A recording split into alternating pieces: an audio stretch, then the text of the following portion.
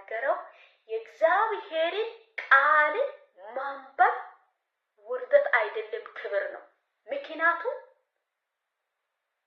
ምክንያቱም ከእግዚአብሔር ጋራ ያለው አብሮነትን ጠበቅ አድርጋችሁ እንድትያዙ ያደርገዋል።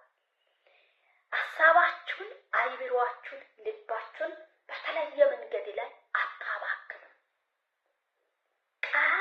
ቃል ስለሆነ ማለት ነው። የለመንሹ ወይ የለመንክህ የጸለይክህ እየጸለይክም ያለ እየለመንክህ ያለ ደክሜዋለሁ፣ ይህን ነገር እጄ ላይ መግባት ግዴታ ነው። ወደ እግዚአብሔር መቼም ቢሆን ማንኳኳትን አላቋረጥም። ከብዙ ድካም በኋላ ከብዙ መገፋት በኋላ ከብዙ ችግር በኋላ ይህን ነገር ይቀበለዋለሁ።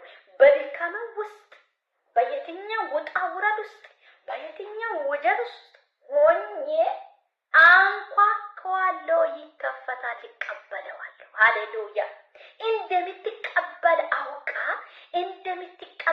አውቀሽ እንደምንቀበል አውቀን ስንጸልይ ስንተጋ ስናንኳካ የኔ አምላክ ያንቺ አምላክ ያንተ አምላክ የኛ አምላክ የማይተኛ የማንቀላፍ ለኔ የሚያስፈልገው ላንቺ የሚያስፈልገው ላንተ የሚያስፈልገው ቀድሞ የሚያውቅ አምላክ ነው። ስለዚህ እሱ ይሻላል። ሳትበይ ብታድር ሳንበላ ብናድር ብንውል ይሻላል ሰማይን ምድርን ይሁን ብሎ የፈጠረው ቅዱስ እግዚአብሔር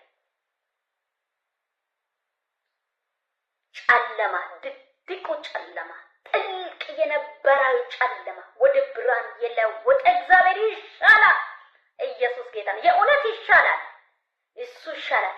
በሱ ቤት እንድንኖር መስቀልን እንድንሸከም እኔን የሚወድ ካለ ራሱን ይግድ መስቀልን ይሸከም ብሏል እግዚአብሔር።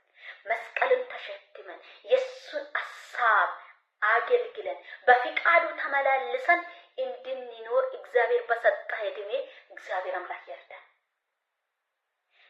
ከዚህም የሚመጣ ለኛ አያዋጣንም። የሚያዋጣው ይህንን ቃል መስማት፣ የአባታችንን ድምጽ መስማት፣ ትእዛዝን መጠበቅ፣ ከሱ ጋር መስማማት፣ ለሰራን ነጣት ንስሐ መግባት ያዋጣናል። የእግዚአብሔር ቃል ሲናገር የማቴዎስ ወንጌል ምዕራፍ 7 ቁጥር 8 ላይ ያለውን ቃል አንብበ በኢየሱስ ስም የሚለምነው ሁሉ ይቀበላልና። አያችሁ፣ ዛሬ መለመን ላይ ያላችሁት፣ ዛሬ በመጸለይ ውስጥ ያላችሁት፣ ዛሬ እግዚአብሔርን ፊት በመፈለግ ውስጥ ያላችሁት እግዚአብሔር ያደርገዋል። እግዚአብሔር እንደሚያደርግ እርግጠኛ ነኝ። እግዚአብሔር እንደሚጎበኛ እርግጠኛ ነኝ። እግዚአብሔር እንደሚዳስስ እርግጠኛ ነኝ። የሱ እጅ እንደሚመጣ እርግጠኛ ነኝ። እኔ በሱ እጅ አለኝ።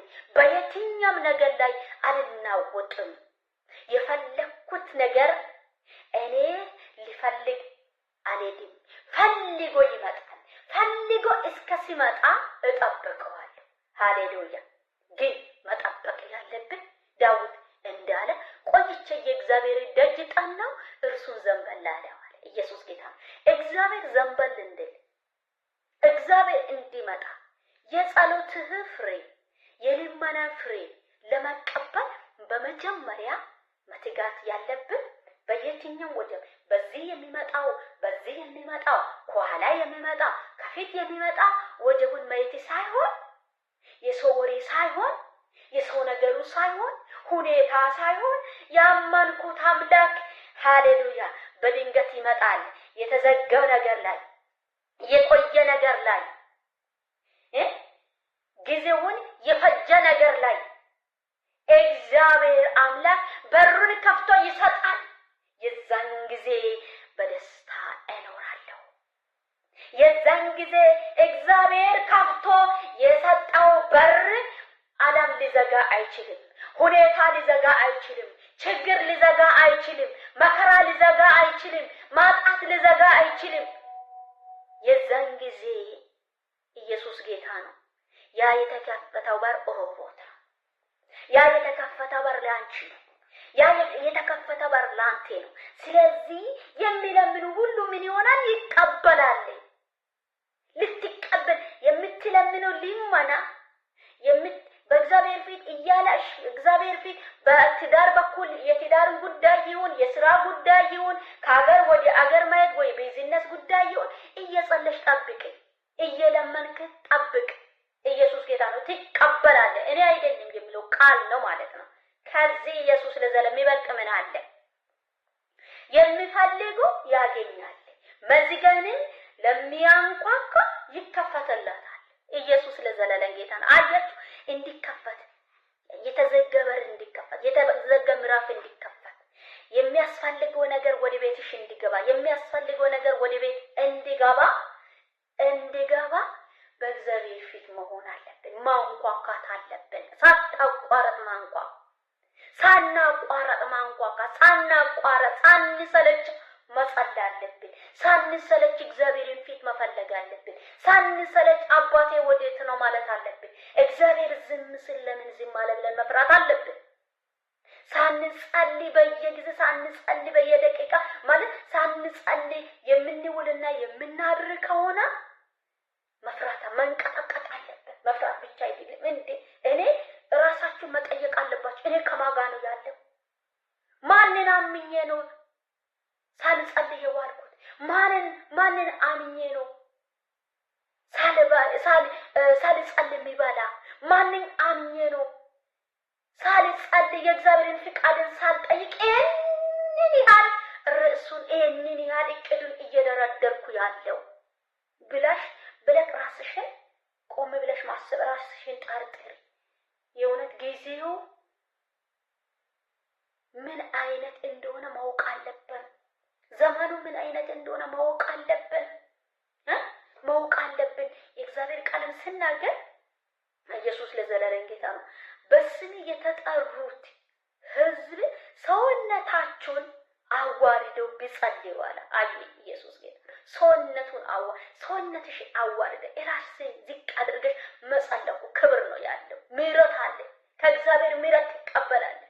ከእግዚአብሔር ምሕረት ትቀበያለሽ። ከእግዚአብሔር ትልቅ በረከትን ትቀበያለሽ። ከእግዚአብሔር ትልቅ አክሊልን ትቀበያለሽ። ከእግዚአብሔር ትልቅ ስጦታ ትቀበላለሽ። እንቀበላለን ማለት ነው። ስለዚህ ወገኖቼ ኢየሱስ ጌታ ነው።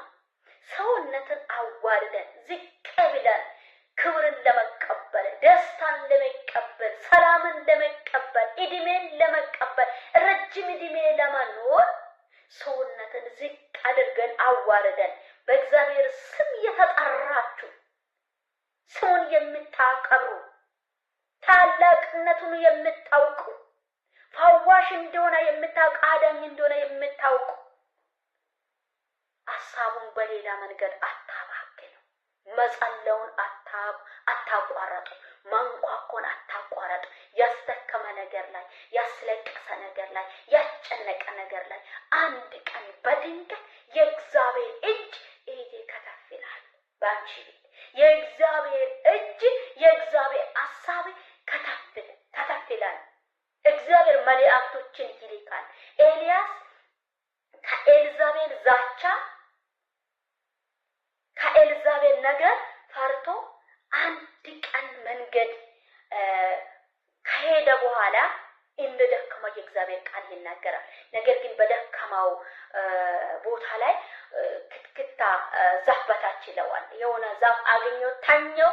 በዛ ደግሞ ከአባቶቼ እኔ አልበልጥም ነፍስን ውሰድ ብሎ እግዚአብሔርን ስለምን እግዚአብሔር አምላክ የሚበላን የሚጠጣውን በማሰራው ላይ ውሃ የተጋገረ እንጀራ በአጠገቡ ላይ አዘጋጅቶ ተነስ ብላኝ እንዲዋላ ዛሬ እግዚአብሔር አምላክ ያስደከመ ነገር ላይ የእግዚአብሔር እጅን ለማያይ ጸልይ።